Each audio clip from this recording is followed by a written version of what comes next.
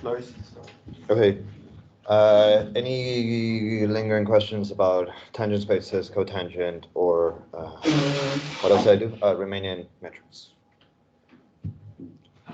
With the Riemannian metric, it looked like sort of one direction, like actually applying GQ was not so transparent, but GQ inverse was quite explicit. In the case of Wasserstein 2, yeah, you can't. I wish there was a formula for the other way around, but there is. So,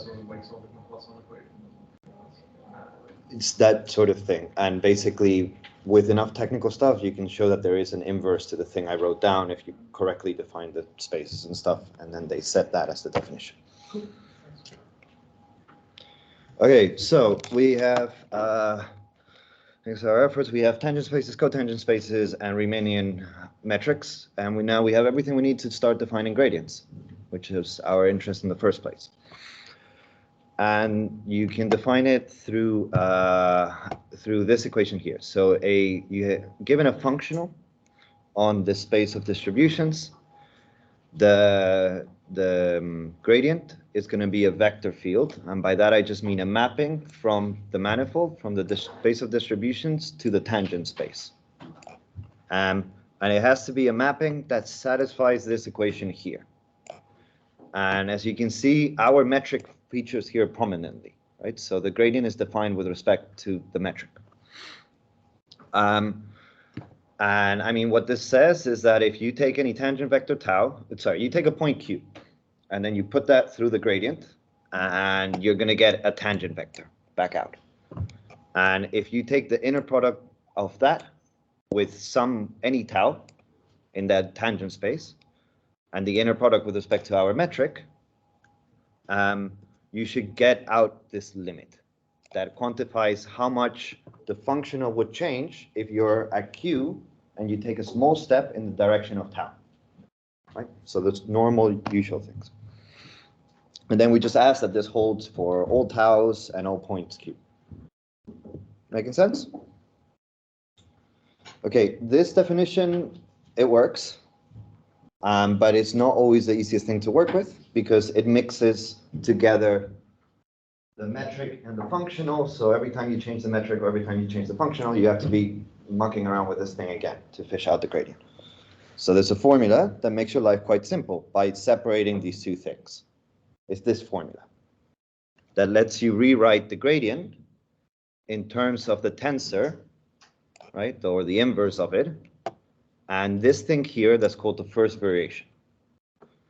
So what's the first variation? It's a cotangent vector field that satisfies this equation here that looks an awful lot like the previous one. By cotangent vector field, I just mean a function that takes in points on the manifolds and returns cotangents at those points, cotangent vectors. And basically you ask that this thing hold, and here I'm using the duality pairing, right? That takes in tangent vectors there and cotangent vectors there. And you ask that this holds for all tau and Q. And this thing, you can just work it out once for a functional. And then use this formula to get the gradient for that functional in different geometries. Which helps you with this thing of producing never-ending different versions of algorithms. Right? So let's do an example. Let's go back to the free energy. In this case, the first variation, yeah.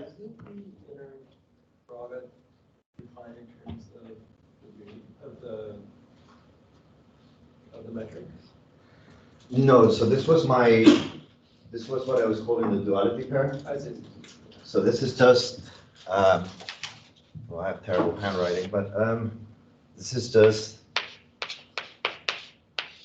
delta E, evaluated at Q, and this thing is a function of X as well. So I don't need the metric here.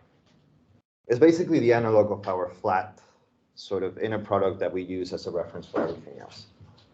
But just to check, so the capital GQ, is it the case that there's always a GQ for any metric, or we're restricting the metrics which arise from GQs?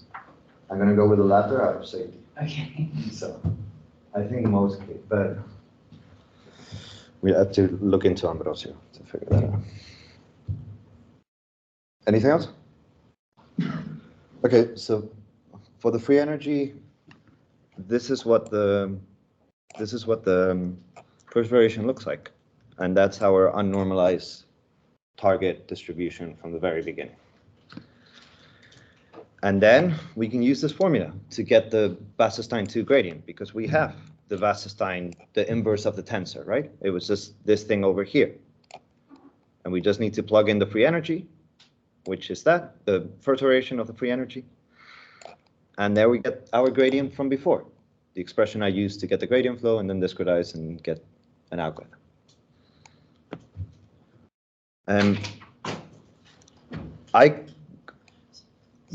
The intention of the first variation is that given any direction, it will give you the gradient of a functional in that direction when you take the dot product.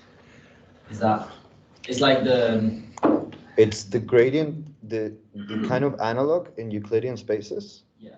The first variation is the gradient with respect to the normal Euclidean geometry, with respect to the flat L2 inner product.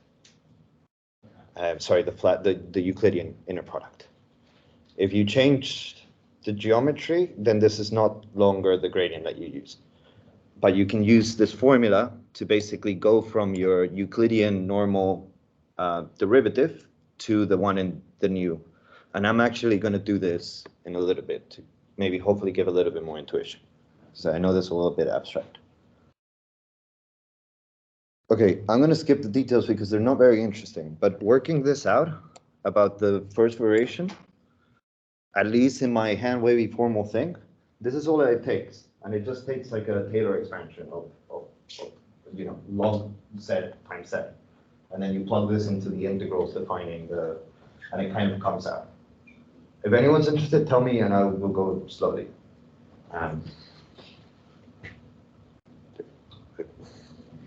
Okay, then I'm gonna skip for now.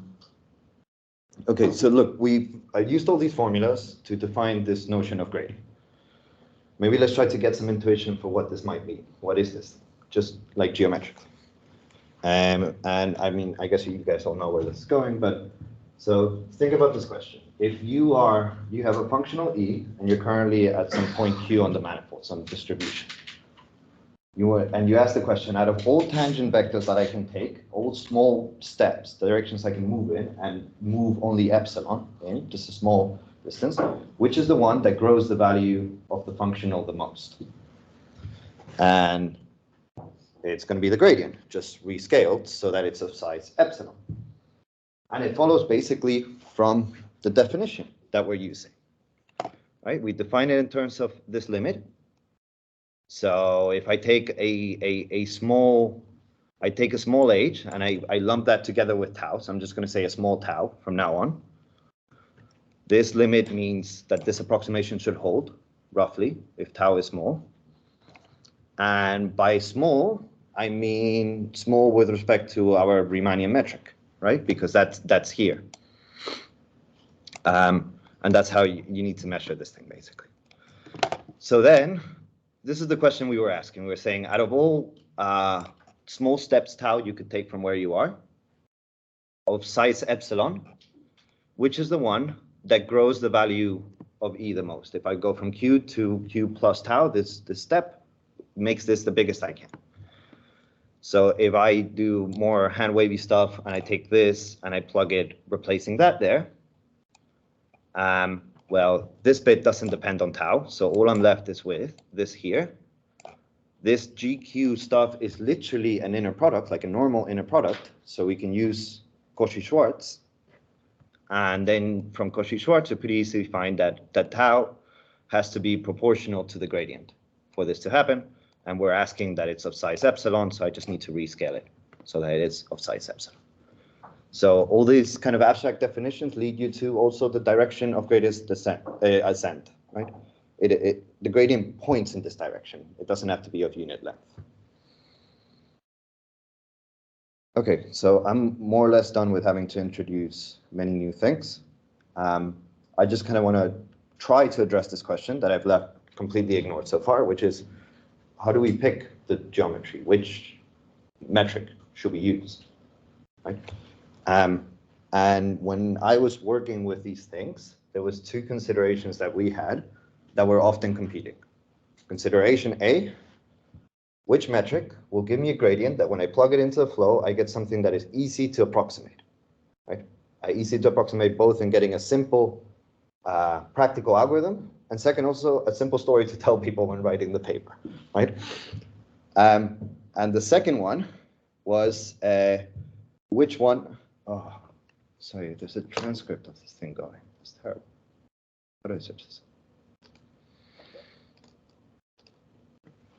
Okay.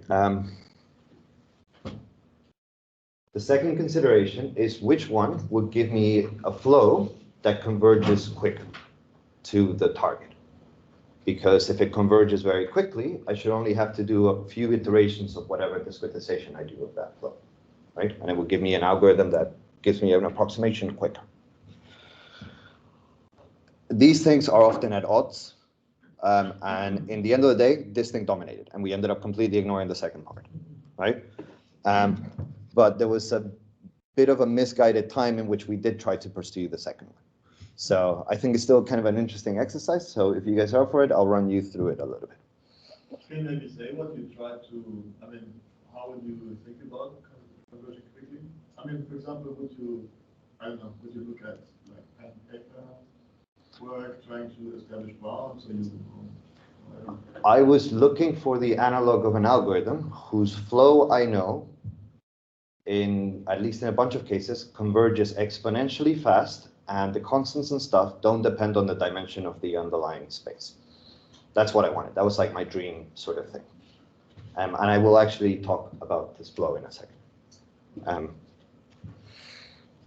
mean this resampling from like this mission valve thing. Yeah.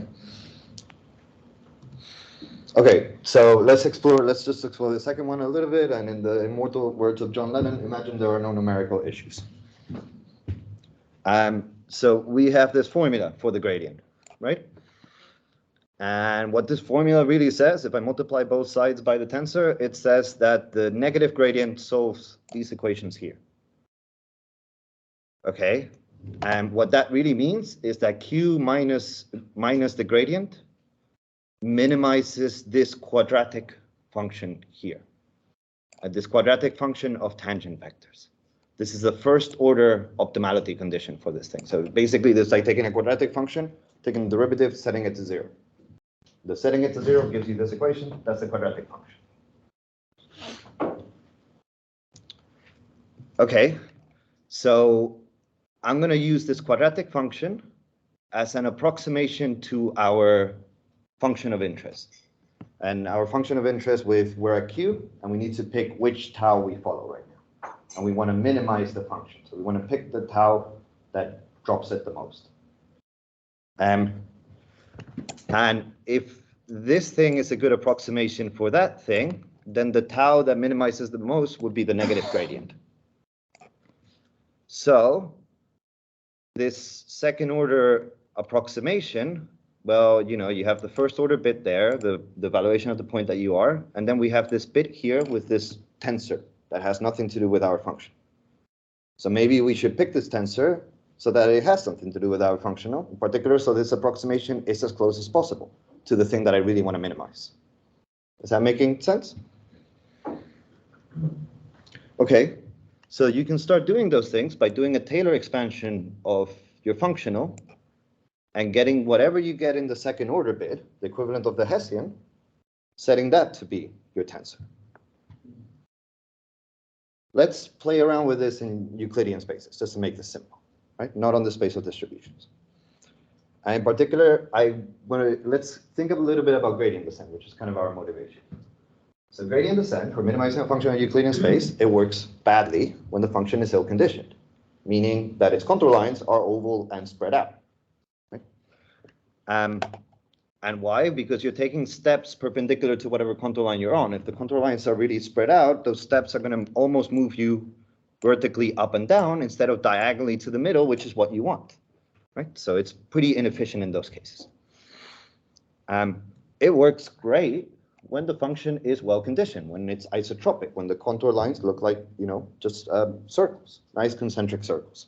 Because in that case, moving perpendicular to the contour line puts you straight in the direction you want to go. Okay, so what does it mean for it to be well conditioned? At least to second order, it means that when you do the Taylor expansion of the thing, the Hessian is just the identity, right? And here I'm using the angle brackets 2 as the Euclidean product, normal, everything on our end, normal stuff. Okay, what if your function is not well conditioned? You don't have this, right? Okay, well, let's look at it a little bit. Do a Taylor expansion.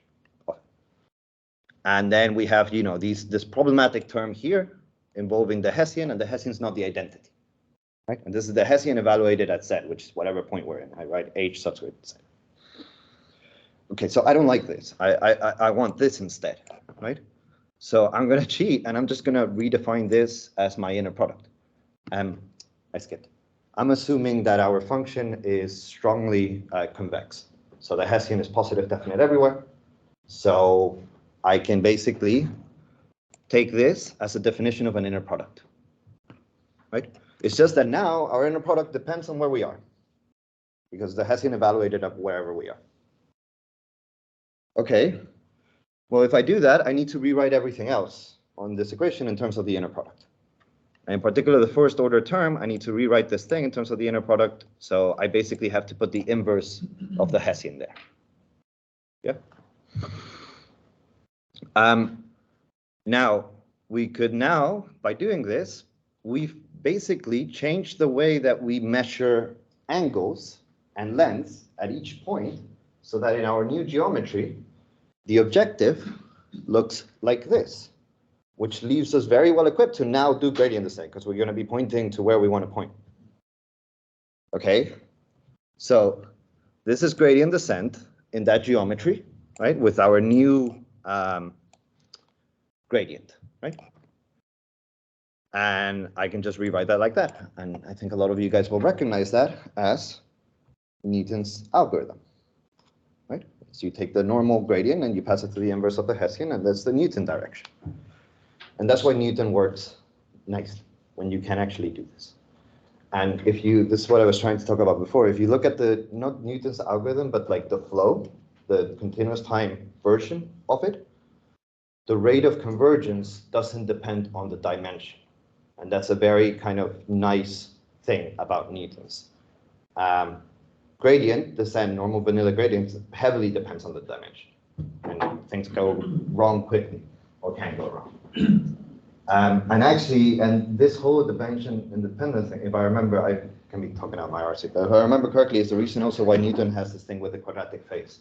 When you get to a point at the end that you're close enough to the minimum, it's approximating the flow well, and that means that it has this kind of like log 1 over epsilon many of steps that you need to take, which I think who was Boyd or something would always say that expression is 7, because you can put epsilon as the tolerance to whatever floating, double whatever, and it's going to be 7. It doesn't matter what so you need 7 steps once you get into the quadratic phase. It's not natural. So what's the difference? There is no, this is natural gradients. They're just doing the stuff in a probability distribution context.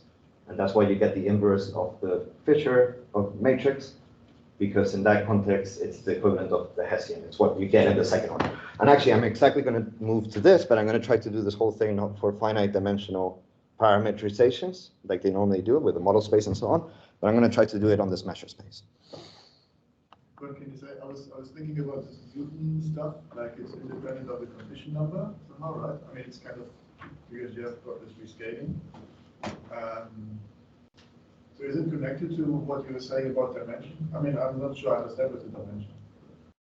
Whether I was working on the plane, on R3, or R4, or R5, but I think it's connected.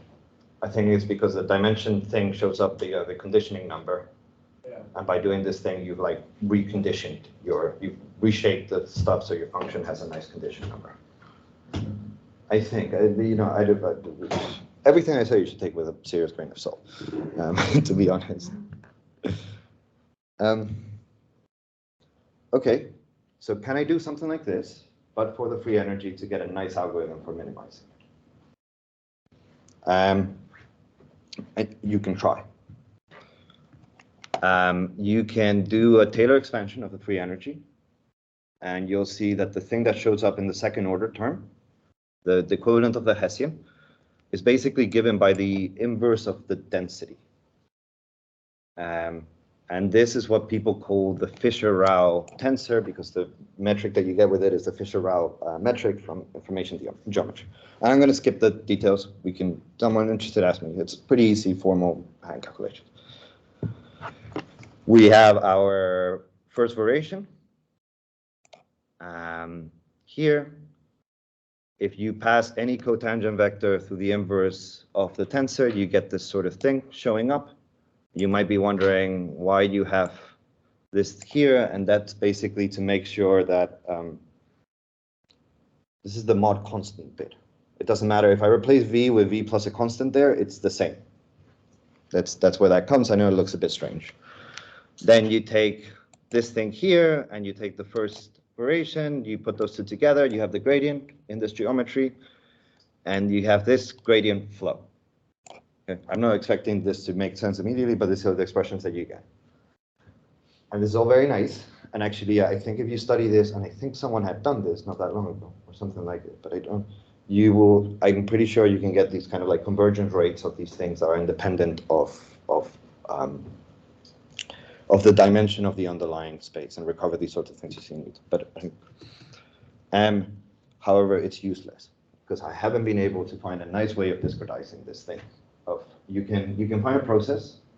It's a birth-death chain, actually, and it's not that weird. It just says something like, basically, it's a birth-death process that looks at areas in the space, and if in that area you currently have more density than you should on P, you kill stuff there, and if you have less density, then you grow stuff there.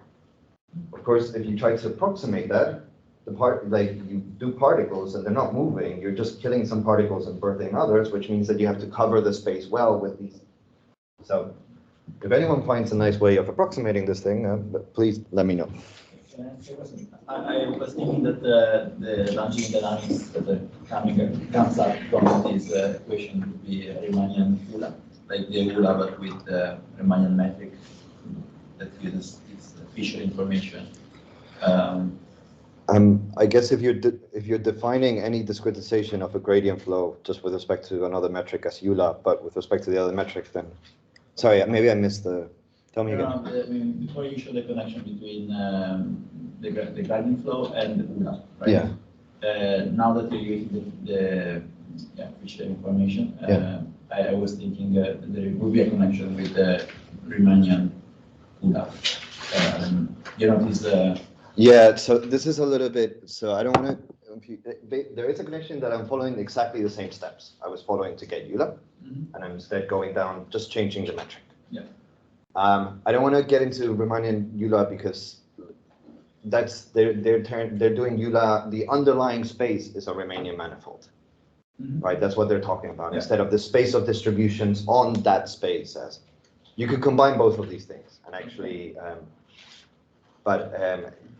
yeah, and actually you can take the same perspective, just switching your space from Euclidean to Riemannian manifold, the underlying, follow all these steps, and you will get Riemannian Euler coming out. Okay. That makes sense? Can you say a little bit more about that process? Or where? Aside that I don't like it, and it's been a huge disappointment. What is this a thing that's well known in the literature? Like, I wouldn't call it well known. There's a archive preprint that seemed to have just been left there by someone called James Nolan, I think. I can dig it out from around 8 years ago, in which they were looking at this thing and they wanted to use it, but they had this problem with the discretization. So what they ended up doing was they added a Euler term to it, so the particles would move. And they had an interpretation of basically doing the whole thing I was doing, but the metric you use is the sum of the Fisher-Rao and the sum of the Wasserstein 2. And then you get with this thing that is Euler, but sometimes the particle splits in two. If you're in one of these regions, you should have more mass. And if the EULA has ventured in somewhere that has less, it gets killed. But it's a pain because also you don't have the density of the particles, right? So you need to use the KDU index. You can't even use the score estimator because you need the log of the. So it was all kind of horrible. Not their paper, I mean, when I was making around. Anything else? How are we doing for time? 11. Okay. So I'm done with autocalculus and more annoying formulas. And let's go to something simpler again. And this is the second problem, which was maybe a little bit less explored from this perspective than the one I've been talking about so far, as the one that we looked at. It's called empirical Bayes. And in this problem, you have some data y, and we'd like to use this data to infer some unobserved or latent variables x. And in order to do that, we're going to use a probabilistic model, P, that links the latent variables to the data, and that is defined in terms of some parameters theta. And this, I'm just writing a probability density here. I mean, a joint distribution over x and y that depends on these parameters theta. And making things simple throughout, latent variables parameters take value in Euclidean spaces. You can adapt this if you want. Here's a simple example just to fix notation and make sure that everyone is on the same page. Kind of trivial one. So data here consists of capital D many scalar observations, each of which consists of a noisy measurement of a corresponding latent variable. And it's a collection of these latent variables that we'd like to infer, figure out what they are. The model is very simple. It just assumes that each observation, each data point is a corresponding latent variable plus some zero mean univariance Gaussian noise. And the latent variables have all been drawn from the same distribution, which is scalar Gaussian with mean theta, the model parameter, and unit variance. And all these samplings are done independently of each other. So the model density looks like that. And I'd like to use this together with the values of the y's to try to figure out what the x's might be. There are less trivial examples out there. And this is one that we looked at. I mean, these sort of latent variable models, you see them everywhere in stats, but I actually like them a lot these days because of their uses in ML. So here's one such use that we looked into a little bit. We call them generator networks, someone might call them decoder networks or other words for it. They're basically, they're unsupervised learning models. They're extensions of factor analysis. And they're pretty simple. They just assume that each point in a data set is independently generated by following these three steps. First, you sample some latent variables from an isotropic Gaussian on the latent space, which is usually low dimensional. Then you take these latent variables and you push them through a neural net into your data space. That's usually a lot higher dimension. I mean, not always, but. And then you add some Gaussian noise to the data that you got out on this thing. And in the paper, at least, we were doing these things for image data sets, for simple ones, MNIST, CeleBay. And in those cases, to make it more concrete, the data consists of the pixel values of the image. We were doing 28 by 28 images, so around 1,000 pixel values. CeleBay has 3 colors, so 3 times that. Latent variables, we're using just 64-dimensional real vectors, or 32-dimensional. And the parameters were the weights and biases of the network, that I'll call a decoder or a generator occasionally. And in the networks in the paper, there was around 350,000 of these. So like quite small networks by today's standards, but not utterly trivial, especially if you're using your own training algorithm and stuff. Okay, so back to our problem. You have some data Y and a model P, and you like to use both of these together to infer some latent variables. And we're going to approach this by following what's known as the empirical Bayes paradigm or framework or whatever you want to call it, which consists of 2 steps. First, you look for some parameters that maximize, that explain the data well, according to our model, like a point estimate of these parameters. And once you have that point estimate, you use it to infer the latent variables and infer them in kind of like a Bayesian statistical way, quantifying your uncertainty and that sort of thing. You produce a probability distribution over latent space that you can use to reason about which values you think are likely or not about the latent variables. What you actually do in practice is you look for a point estimate of the parameters that maximizes the marginal likelihood or the probability of observing the data that we did according to your model. And once you have these, you plug them in the model and you work out the corresponding posterior distribution over the latent space, given the data. Now the challenge here is the usual one. This is an integral over the latent space. The latent space is often high dimensional and you don't have closed form expressions for it, so you need to work around this. Now, I want to point out that in some cases, we don't care about the posterior. Our main interest is fitting the model to maximum likelihood, so learning these parameters. But even in these cases, it's still kind of helpful to take the slightly more general perspective in terms of coming out with a solution, sometimes at least. So for example, in the cases of the generator networks, we didn't really care about the posterior or the training set. We just wanted to learn the parameters of the network. And once we have that, you can use the network for a bunch of things like generate fakes, so images that look like the ones from your data set, by just basically following these steps. You could do like interpolating between two images in a semantically meaningful sense, or reconstructing an image that had noise in it, this sort of like standard image processing task. And I'll show some examples, hopefully. Okay. Yeah. The reason why you don't infer latent space and parameters at the same time using just region, standard region? You can do that. So there are these Bayesian approaches in which they put a prior over the parameters and so on. You have the issue there that you have to start choosing a prior. And that might not be the most natural exercise depending on what the model is. So in these things in which the parameters were the weights and biases of the network, it might not be abundantly obvious what prior you might want to use. But you can try. There's nothing stopping you from do that. And there's some bit of ML that do these Bayesian approaches. I don't think it's the most popular thing in the world, but it's definitely not popular either.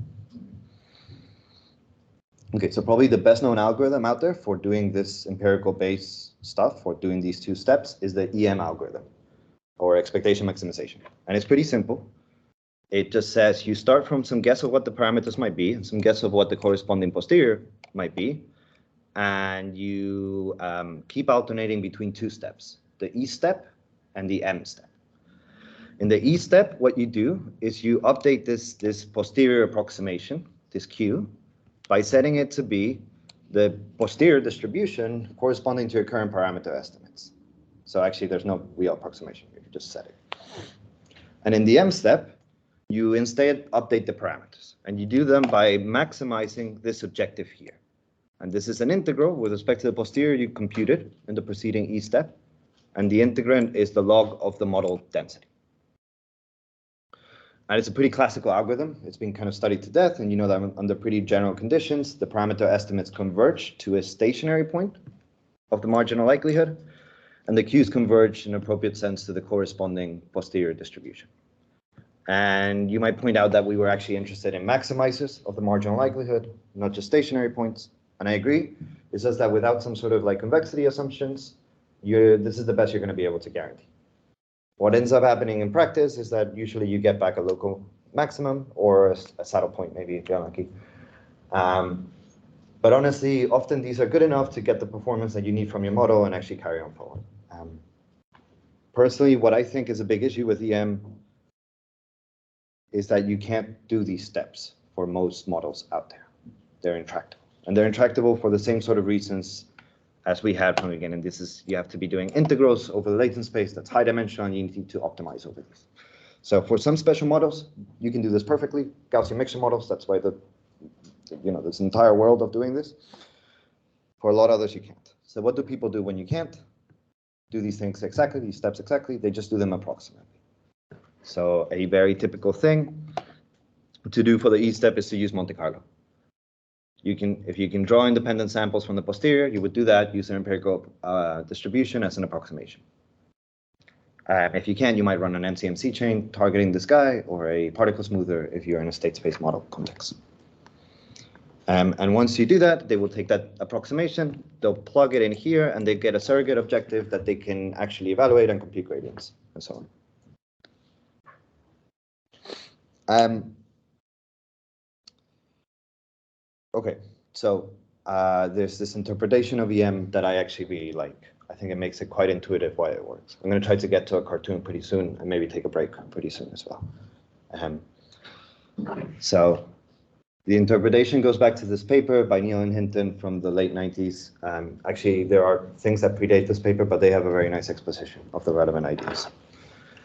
And it just says, the interpretation is that EM is a pretty well-known optimization algorithm applied to a particular objective function called the free energy. This probably looks familiar because it's exactly the same as before, but I've just replaced raw with the model density here, and it now depends on the model parameters as well, not just Q. And the relationship between this and our problem is that the marginal likelihood has a unique maximizer and some parameters theta if and only if the free energy has a global minimum at those parameters together with the corresponding posterior distribution. So if we could only minimize this guy over all thetas and q's, we would not only get a maximizer of the marginal likelihood, but we would also get the corresponding posterior that we need for the inferences over the latent variables. As for EM itself, it turns out to be what people in optimization call coordinate descent applied to this objective over here. And the link is this other one-line statement that says if I fix some parameter values and I minimize the free energy with those fixed parameter values, I just minimize it over Q. The Q that minimizes it is the posterior distribution corresponding to those parameter values. So this E step that says update the Q by setting it to the posterior corresponding to the current parameter values, you can rewrite it as just update Q by minimizing over Q, keeping theta fixed at your current parameter estimates. And as for the M step, well, if you squint at this guy here and that guy there for around 10 seconds, you'll notice that maximizing this one over theta is the same as minimizing that one over theta. So I can also write it as a coordinate minimization step. In this case, I keep the Q fixed and I minimize over theta. And I like this because it lets me draw cartoons explaining, give me some intuitive feel why EM actually works. And here's such a cartoon. The free energy is coming up towards you from the board. So purple is high and yellow is low. I've drawn these two lines. This line here is basically for each theta, each vertical slice, what is the Q that minimizes F with that theta plugged in there. And this is the other way around. For each Q, each horizontal slice, what is the corresponding theta that minimizes F. And EM, well, very simple. You just start somewhere and you minimize over Q. So you move vertically until you hit the first of these two lines. Then you freeze Q and you minimize over theta. So you move horizontally until you hit the other of these two lines. And you keep bouncing up and down between these two things until you stop updating. So when these things meet together, and that has to be a stationary one. Is it clear that these are linear, these relationships? No, they're linear in my cartoon. In this, you would have to visualize it on this kind of abstract theta and Q space and so on, which is, I like doing some cartoons, but I have my limits. Okay, how far are we? Okay, 5 more minutes and a break. Is that okay? Okay, the cartoon's very well and good, but it does nothing to help us with the problem about the E and M steps being intractable. And this is actually the same issue that coordinate descent has. It's why it's a bit more niche of an algorithm in the optimization literature when compared with things like gradient descent and Newton's. You can't do the coordinate minimizations exactly for most objective functions out there. And so what do people do in optimization in these cases? Well, they can't do them exactly. Do they start trying to approximate them and try to recover something like, no, they just throw a different optimization algorithm at the objective, hopefully one that is better suited to it. Which begs the question, can we do the same thing for the free energy? I should say that it is a little bit of a shame because when you can do those minimizations exactly, often coordinate descent is the state of the art. So things like lasso and so on. And there's actually some theory explaining about this. It's things like you end up with similar complexities as first order methods, but better and similar rates of convergence, but better constants. Now, if you look in the literature, whether that still holds for when you can only do these things approximately, I haven't found so much about this. And in fact, I only see people doing these things when they can't do something else, when like full gradients are too large to store in memory, and they have to do things like update things using one bit of the gradient at a time. And that's when you start seeing these coordinate updates again. And just intuitively, the nice thing about coordinate descent or EM is these big moves you do early on. if you can only do these things partially and you have these little sort of staircases, not clear that you shouldn't just be, doing some sort of joint updates that directly head to the middle. Okay, so could we do something with joint updates for minimizing the free energy? Not a new idea. Even Neil and Hinton in that paper from 20 odd years ago mentioned in passing that the perspective they put forward there would justify such an algorithm. And people do this in BI all the time. They do the same thing we were doing before, parametric family for the posterior. They plug that into the free energy, which is now a function of both the model parameters and the variational parameters, and they throw an optimization algorithm out. And very rarely you see anyone in that optimization algorithm updating theta and then updating phi, and then normally they do things jointly. And there are some papers, it's like variational EM and stuff, but it's not common. So can I ask something about this? Like, it's like VAEs, right? And so, the generator networks are pretty close to VAEs that I was talking. I mean, when you say that you're doing this jointly or once, I mean, jointly is kind of the same as doing one step in phi, one in theta, one in phi, one in, I mean, No, one gradient step or? by jointly, I mean update both theta and Q in the same step. Instead of update theta, then update Q. Is it a big difference? Because I'm thinking like you compute autodiff both gradients. Mm-hmm. And then, okay, you take just one step, right? Or you take, I mean, it's kind of the same, no? Or intuitively it sounds very similar. It depends on your step size. If you have really small step size, it probably doesn't make much difference whether you use one or the other. If you have larger step size, it might make more difference. I mean, you can do these coordinate-wise gradient algorithms, but not many people in optimization use them, unless they're in this case in which they can't do the joint stuff. And when it comes to things like start putting Hessians and this type of stuff, if you do things coordinate-wise, you lose the diagonal terms in these things and stuff. So, but in that sense, it's not that you can do things coordinate-wise. And actually, the algorithm, I'll mention some algorithms. People in the literature, that's how they were doing it before. Okay, so we get this question. Could we also minimize the free energy using a different optimization algorithm aside from coordinate descent over the space that we actually care about?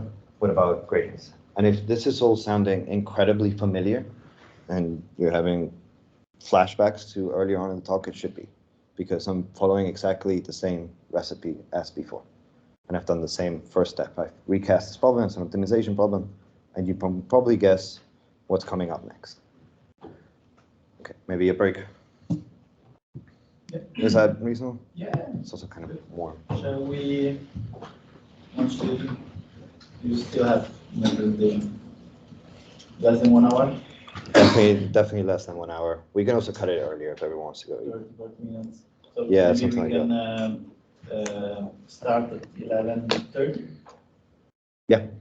So we have other 20 minutes of break. There's something.